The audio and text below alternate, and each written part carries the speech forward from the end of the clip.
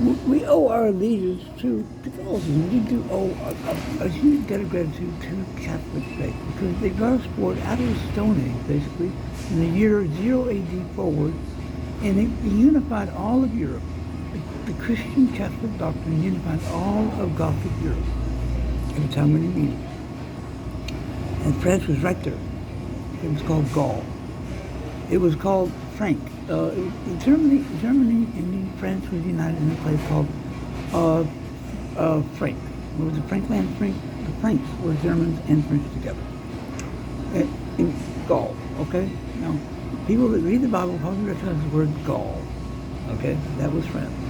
But see, your history is also a picture of settlement too, because these were just warlike tribes up in northern Europe at the time.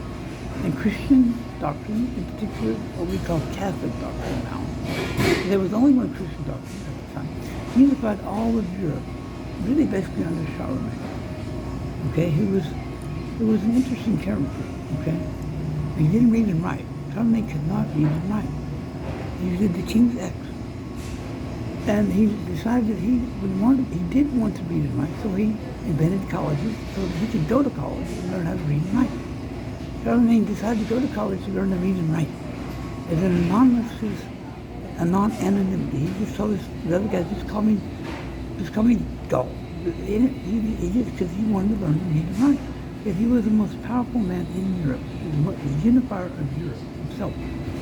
And they used the French Catholic doctrine, no, not really, they used the Christian doctrine to unify Europe with, you see.